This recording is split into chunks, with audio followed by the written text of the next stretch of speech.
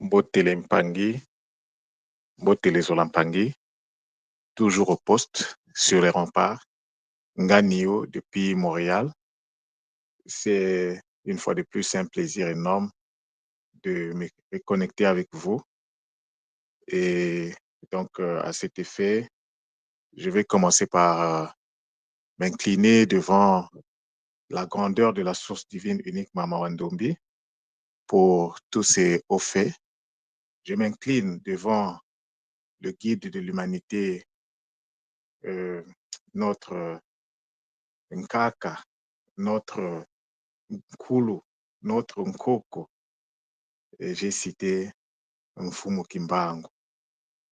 Et je m'incline devant Tuchizatia, je m'incline devant Mamba, je m'incline devant Mama Mayangi pour la force, le courage, la détermination. Et je m'incline devant donc toutes les consciences divines supérieures. Devant vous, je m'incline également, sans oublier bien sûr de m'incliner devant Mfumu Nswadi Kimbazi pour l'œuvre qu'il est en train d'accomplir, pour la grandeur de cette œuvre qui aujourd'hui nous permet aussi de lui emboîter le pas en prenant les responsabilités par rapport à notre mission d'incarnation. Et ce matin, j'ai donc le bonheur de vous entretenir et de vous rappeler quelque chose au sujet donc du qui. Le qui, c'est un son primordial, c'est un son, c'est une syllabe bien sûr, mais c'est un son que nous utilisons beaucoup à l'école Kimuntu. Pour beaucoup d'entre nous, c'est juste de la théorie. Lorsqu'on prend le qui, on le pose devant, on se dit c'est l'interconnexion de l'énergie divine primordiale. Et ça s'arrête là, point. Alors, normalement, on ne devait pas faire comme ça. Parce que dire que c'est une interconnexion de l'énergie, c'est bien, c'est de la théorie, ça a sa place. Quel est l'aspect pratique du qui dans nos vies? Le qui, nous le définissons également comme en faisant référence au kinitu, donc l'énergie dans laquelle toute personne baigne, toute réalité baigne. Le qui, c'est également le Kikongo, c'est-à-dire que la langue donc primordiale, la langue primaire, donc la vocalisation des sons du cosmos. Et donc, lorsque nous parlons du qui, il y a plusieurs variantes du qui, mais à l'école Kimuntu, on se focalise sur le qui des Congo, c'est-à-dire de la communauté initiatique, de la communauté des initiés qu'on appelait les Congo. Donc, à cet effet, vous allez comprendre que le qui est d'une importance capitale. Parce que parler le Kikongo, parler la version qui des Congo, revient à vocaliser l'énergie dans laquelle, c'est-à-dire utiliser l'énergie dans laquelle nous baignons chacun pour son compte, dans son espace, de vocaliser cette énergie. Et l'énergie vocalisée contient des codes. Et les codes, quand tu as code, il faut penser décodage. Tout ceci m'emmène à vous dire, à vous rappeler que toute œuvre basée sur la tradition ancestrale, qui ne se fonde pas sur le qui, ne peut pas faire long feu. Je répète, toute œuvre basée sur la tradition ancestrale, qui n'a pas pour fondement le qui, c'est-à-dire les codes géomathématiques d'Inza, ne peut pas prospérer. Il va s'essouffler en route. Pourquoi? Parce qu'à un certain moment, il va lui manquer le carburant pour continuer la route. Donc, lorsque nous parlons de la langue, c'est la base de tout. Sans la langue, le monde n'existe pas. Sans les sonorités du Nza, il n'y a pas la matière. La matière, c'est la forme que donc, la matière vient en fait de l'énergie. La matière, c'est de l'énergie formée, de l'énergie qui a pris une forme visible, une forme palpable. C'est ça la matière. Et donc, nous allons comprendre ici que Lorsqu'on parle du qui, la puissance du qui, le qui n'a pas de puissance si on ne comprend pas la notion de la pensée. La pensée. La pensée, donc penser en Kikongo, en français, ça veut rien dire. Penser, réfléchir, ça va, non, ça n'a aucun sens. Mais lorsque je prends l'équivalent du mot penser, donc je trouve son équivalent en Kikongo, je trouve le mot banza. Et qu'est-ce que le mot banza nous dit? Banza, il y a deux choses qui sont là-dedans. Il y a le ba et le nza. Le ba, c'est le verbe être. Ça veut dire soit. Mais si on te dit, on te demande d'être, ça veut dire que tu n'es pas encore. Tu es, mais tu n'es pas conscient de ce que tu es. C'est ce que ça veut dire. Donc, on te donne un ordre pour te pousser à faire un travail de transmutation afin que tu puisses refléter ce que tu es. En fait, on te pousse à être conscient de ta propre nature. Parce que quand tu n'es pas conscient de ta propre nature, ta nature va te dominer. Tu seras sous l'emprise de ta nature. Or, nous devons contrôler notre nature et donc nous devons accéder à la connaissance. L'accès à la connaissance est d'une importance capitale d'impact. Donc, Banza, on te dit soit le Nza, soit le monde. Le Nza, c'est traduit comme l'univers, comme le monde. Mais tu vas l'être comment? Comment tu vas devenir le monde? C'est pour ça que nous entendons beaucoup de gens dire, à l'école, j'entends beaucoup de Mpangi le dire aussi, hein, mais entre dire et comprendre ce qu'ils ont dit, il y a tout un fossé. Des fois, on dit pour répéter ce qu'on a entendu, parce que ça fait beau de le dire. Lorsqu'on dit que le monde est mental, encore il faut l'expliquer. Comment le monde est mental? Pourquoi le monde est mental? Oui, le monde est mental, ça c'est une vérité, rien à faire. Et comment ça fonctionne? Qu'est-ce qui nous permet de dire que le monde est mental? À travers quelle expérimentation? Banza, soit le monde. Le monde est mental. L'univers, parce que nous sommes tous dans le monde, mais chacun a son monde. Hein. Nous ne vivons pas tous les mêmes expériences. Chacun vit ses expériences. Chacun vit ses déboires. Chacun vit ses forces. Chacun vit ses faiblesses. Et pourtant, parfois, nous sommes dans le même environnement, physiquement, parce que ce que nous sommes est le reflet de ce que nous pensons. Et ce que nous pensons vient de l'intérieur de nous. Alors, l'Impangi, Débat Koulou vient de me faire comprendre quelque chose de très important. Nous devons, en fait, tout le monde nous donne beaucoup d'informations. Notre problème à nous réside sur le fait que ça reste juste de la théorie. Non, là, une connaissance, il faut trouver son application pratique. Ce n'est qu'en pratiquant la connaissance que la connaissance devient un outil qui peut nous permettre de nous élever. L'épargne. Banza. Et donc, en utilisant le mot banza, je fais une pirouette au niveau du talaka. La force, le talaka, la visualisation. Mais le talaka est lié à la pensée. Le banza se fait avec le talaka. Pour être le monde, il faut passer par le talaka. Si tu ne maîtrises pas le talaka, ça va être compliqué. Donc le talaka, c'est un exercice que nous devons vraiment démocratiser dans nos pratiques. Quand j'ai démocratisé, ça dit qu'on comprend ce que l'on fait. La construction de ton monde dépend de la force de ton talaka. Or, la force du talaka dépend de la maîtrise de tes pensées. Or, la maîtrise de tes pensées dépend des images que tu te construis dans ta tête.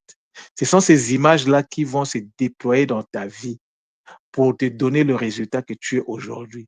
Le résultat que nous sommes aujourd'hui vient de nos pensées. C'est ça le Banza Lempang. Maintenant, le monde en question que tu vas construire, là, c'est bien. Est-ce que comment tu vas le construire? Comment tu vas faire la construction de ce monde? Oui, tu fais le Banza, c'est-à-dire que tu fais de ton mieux pour devenir le Nza, pour être le Nza, le monde. Mais le Nza, c'est quoi? Le Nza, il y a trois choses. Il y a la conscience qui est N, il y a la vibration, il y a le A qui est l'énergie. Donc, il faut de la vibration énergétique consciente pour que le Nza puisse prendre forme. Et donc là, le travail se fait sur les énergies. Et l'énergie que je vois ici, c'est l'énergie qui descend, l'énergie dimensionnalisée.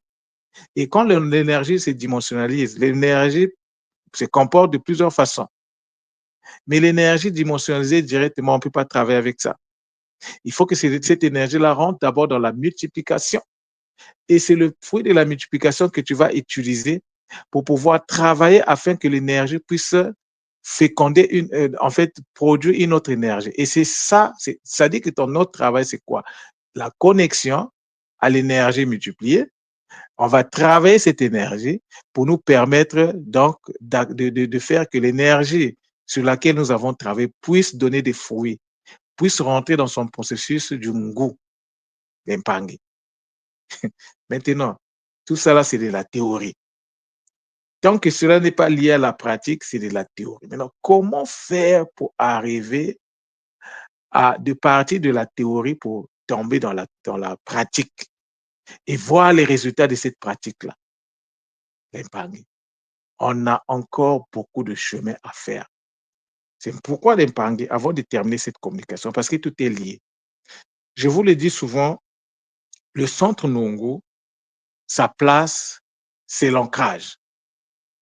Le centre Nungu, toutes les activités du centre Nungu se résument à l'ancrage.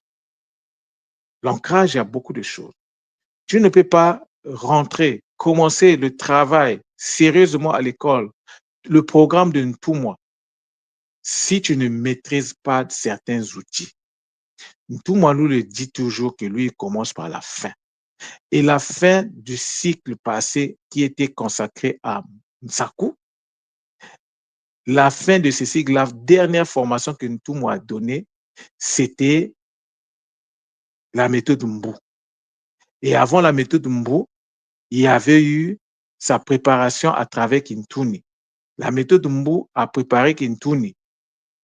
La méthode Mbu a bouclé le cycle, donc qui s'est terminé en 2024. Et 2025, on a commencé un autre cycle, qui est Mpanzu. C'est-à-dire que là, nous ne sommes plus dans les théories, là, nous sommes dans les pratiques. C'est-à-dire que tu dis ta théorie, quelle est sa pratique? Alors, l'Impangi, quand tu arrives à l'école Kimonto, si tu en as les moyens, prends la méthode Mbu. Prends ta méthode Mbu. Mais moi, j'accompagne l'Impangi depuis une année. Je collecte beaucoup d'informations, beaucoup de données. Et je sais qu'il y a beaucoup d'Impangi qui ont pris la méthode Mbu, qui ont encore du mal avec ça. Il y en a qui sont arrivés même en Mbu 3 et qui ont du mal à ça. Parce qu'il y a des notions fondamentales qu'on a oubliées. La place du Talaka, quelle est la place du Talaka par rapport à la méthode Mbu? Quelle est la place de Mabanza par rapport à la méthode Mbu? Quelle est la place de Kinkangu par rapport à la méthode Mbu? Moi, je vous assure, l'Impangi, la méthode Mbu que Ntumwa nous a donnée et ce que je pratique aujourd'hui, ça dit que la base est là, parce que la base va toujours rester là, mais il faut développer la base. Donc, moi, j'ai intégré le Kinkangu, j'ai intégré comment on l'appelle, le boostage énergétique, donc la vocalisation sacrée dedans, il y a le Kinkangu, il y a le Kinkunga, il y a plein de choses. Le Bouddha est à l'intérieur. C'est-à-dire que j'ai pris la technique de base, je l'ai emmené à un autre niveau en y insérant tout ce que j'arrive à canaliser est là-dedans. Donc, si tu as les moyens de prendre la méthode Mbu, va prendre la méthode Mbu. Mais, et la méthode Mbu, tout le monde doit passer par là. Si tu as fait l'activation avec Nganio, c'était juste pour te permettre de démarrer. Mais il faut qu'un jour, Mpangi, que tu prennes la méthode Mbu. Parce que dans la méthode Mbu, il y a beaucoup de choses. Le Ngaki, le Ngaki, mais si tu ne comprends pas le Ngaki, mais c'est compliqué. C'est compliqué. Tu auras du mal à prendre en fait tes responsabilités. Donc, dans tout ce que nous faisons à l'école, quand quelqu'un arrive à l'école Kimoto, méthode Mbu, à défaut, activation cérébrale complète avec Nganio. Quand tu finis ça, il faut régler le problème de la stabilité énergétique à travers donc la technique de boostage énergétique. Quand tu finis ça, au moins quand tu as déjà les deux là, parce que dans le boostage énergétique, il y a plusieurs paramètres à l'intérieur. Ça te donne en fait les outils pour commencer ton Kiss Ebb. Ça te donne les outils. Avant de commencer le Kiss Ebb, n'oublie pas que tu as les 3 Congolais à prendre. Le cerveau sera déjà structuré pour pouvoir donc attaquer les 3 Congolais. Et une fois que tu as fini tes 3 Congolais, tu peux maintenant te lancer sur le Kiss Ebb. Donc, le centre Nungu, c'est comme une école préparatoire, en fait. C'est un outil puissant. Bon, quand je dis outil, ça dit que c'est un centre, les Bakulu ont mis ça en place parce que nous devons avoir les outils nécessaires et requis pour commencer. Bon, maintenant, nous sommes dans un monde où on a le choix. Mais lorsque tu fais tes choix, après, il faut les assumer. Après, il ne faut pas pleurer. Il ne faut pas dire, ah, tout moi. Non. Tout moi est dans son élément. Il est dans son œuvre. Et pour suivre même là, vous voyez tout moi à quelle vitesse il est en train de donner les formations. À peine qu'il a fini une, il commence avec l'autre. Si le cerveau n'est pas structuré, comment tu vas faire pour suivre tout? Mais tu vas avoir des maux de tête. Est-ce que tu as fait les partenariats avec, par exemple, le monde, le monde qui gère la mémoire? Est-ce que tu as fait le partenariat? Oui, tu as fait la méthode Mbo. D'accord. Nous savons que la mémoire est gérée à travers la flamme argentée. Ça, c'est bien. Mais est-ce que tu as fait le partenariat avec ce monde-là? Parce que derrière ce monde-là, il y a des consciences. Est-ce que tu es en collaboration avec ces consciences-là? Comment tu peux rentrer en partenariat si tu n'es pas passé par le Kinkango? Le Kinkango, je ne l'ai pas encore rendu disponible. Hein. Je l'applique moi, mais il n'est pas encore disponible. Le grand public n'a pas encore accès à ça. L'Empangui, nous devons faire un travail de réconciliation entre la théorie et la pratique. C'est ça les enjeux de l'ère, donc de l'époque à laquelle nous sommes, qui est donc dédiée à Mpanzu, l'application pratique des connaissances. Il ne faut pas courir derrière l'acquisition. Quand je dis même connaissance là, je suis même gentil. C'est-à-dire c'est le savoir en fait. Lorsque tout le monde nous donne un cours, il nous transmet le savoir. Parce que je suis en train de parler en français. Il nous transmet le savoir. Maintenant, qu'est-ce que tu fais de ce savoir? Parce qu'il faut que tu transmutes le savoir en connaissance. Donc, il y a un travail à faire. Et le travail que tu vas faire, est-ce que la force va venir que de toi? La volonté, même la volonté, c'est qu'on appelle en Kikongo le luzolo. Mais c'est un monde. C'est un monde. Est-ce que tu as fait le partenariat avec des entités qui gèrent matiquement ce monde? Enfin, qui gèrent ce monde? Parce que si ton taux de vibration est bas, tu vas te connecter à ce monde-là, mais par rapport à ton taux de vibration. C'est pour ça qu'il faut passer par le boostage énergétique pour élever le taux de vibration afin d'éviter que lorsque tu vas faire un partenariat avec un monde, que ce monde-là que tu puisses te connecter aux entités de basse vibration de ce monde. C'est ça. Quand un Pangui dit, ah, j'ai été attaqué, mais c'est normal. Quand tu es attaqué, il ne faut même pas te poser des questions. Il faut te dire, ah, là, mon taux de vibration est bas. Alors, comment on fait? Il faut l'élever. Mais si tu n'as pas la technique, je ne dis pas que c'est la seule technique qui existe, mais si tu n'as pas le boostage énergétique, comment tu vas le faire? Comment tu vas arriver à le faire? Bon, si tu as d'autres techniques, c'est bien. Mais il y a des techniques qui sont des techniques générales ou généralistes. Et il y a aussi des techniques de précision. Là, tu cibles, tu vas droit au but. Tu n'as pas le temps à perdre à gauche ni à droite. Tu vas droit au but. Mais il y a des techniques, il faut passer par A, B, C, D pour arriver à Z. Mais il y a des techniques qui quittent A pour aller directement à Z. C'est de ça qu'il est question d'épargne. Le qui, la puissance de la langue, le qui. C'est de ça qu'il est question ici.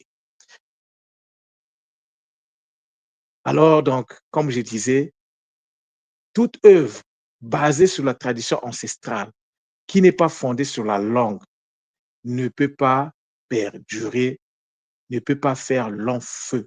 Il va s'éteindre en route parce que la langue, c'est la langue qui nous alimente. C'est la langue qui nous donne la force pour aller de l'avant. Alors donc, l'impangé, il est très important de rentrer donc dans le processus de la maîtrise de la langue. Je ne vous parle pas, quand je vous parle par exemple du Kikongo, l'objectif n'est pas pour que vous parliez Kikongo, non. L'objectif, c'est que vous soyez capable, devant un mot, de savoir décrypter. Je vous ai parlé du code, les codes. Les codes doivent être décodés. Mais le décodage se fait avec donc la méthodologie du MKDM, la méthode Kimuntu de décryptage de mots. Je l'ai même mis, il y en a, c'est même en fait, c'est accès libre. Ça fait partie de mes premiers cours du Kikongo, dans l'espace Klungo Kikongo. C'est à vous d'aller le voir. Mais si vous vous arrêtez à ça, euh, est-ce que vous allez vous en sortir? C'est pour ça, l'Empangé, j'ai disponibilisé avec l'aide des Bakulu. Les Bakulu m'ont permis de donner les cours du Kikongo. C'est pour que vous arrivez à maîtriser le Kikongo. Bon, si déjà tu as du mal à comprendre les mots Kikongo, bon, je ne dis pas que c'est mal, mais il faut que les choses soient dites. Tu es allé prendre par exemple, tu t'es inscrit à Onsonozitia. Ah, c'est bien, mais comme on dit souvent chez nous, le jugement, c'est au niveau des résultats. Parce qu'il ne faut pas aller prendre une formation, après, ça ne sert à rien. Ça sera du temps perdu. Il faut d'abord maîtriser les fondamentaux.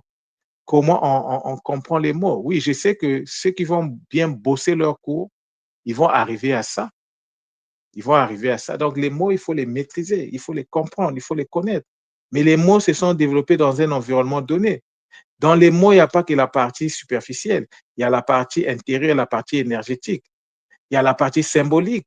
C'est ce que donc le Nsonozitia. Le Nsonozitia, c'est une rencontre. Donc, en fait, c'est l'environnement du symbolisme des mots.